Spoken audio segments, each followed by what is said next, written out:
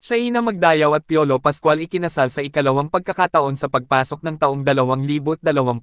Ang lahat ng ito ay galing lamang sa aming reliable source dahil viral ito sa isang social media platform at naging laman rin sa usapin. Matapos silang ikinasal sa nakaraang taon at ngayong sa bagong taon na pagdesisyon nila na magpakasal ulit kasunod sa kasal na ikinasal sina Heart Evangelista.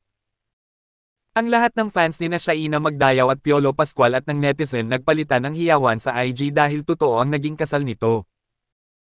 Nagbaha ng komento ang isang larawan ng iba't ibang mensahe tulad na lang sa pag-congratulate at iba pa. Makikita naman sa larawan ay napakagandang ni Shaina Magdayaw at sobrang napakagwapo naman ni Piolo Pascual at sobrang napakabagay ang bagong kasal.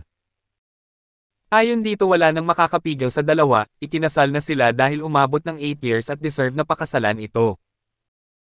Lahat ng travel ng actress ay kasama palagi ang actor, mapa-dinner or star ball at ano pa man ito.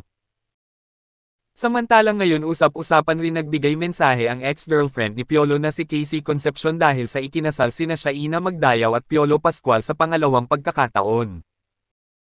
Si Casey ay ex-girlfriend ni Piolo Pascual at ngayon madinig sa mga netizens ang usap-usapan sa dalawa. Maraming netizen at fans ang nanghihinayang sa relasyon ni Casey at Piolo Pascual at bagamat naghiwalay rin. Sabi nga sa isang artist-composer pinagtagpo at hindi itinadhana at may nakapagsabi, wala raw magandang communication sina Piolo Pascual at Casey Concepcion. At ngayon naging busy naman ang bagong ikinasal dahil sa mga plano ni Shaina Magdayaw at ito naman si Piolo at todo suporta sa kanyang one-only wife.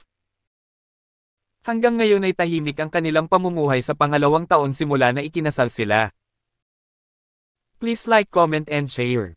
Don't forget to subscribe and click the notification bell at piliin ang all para updated kayo sa susunod kong may upload.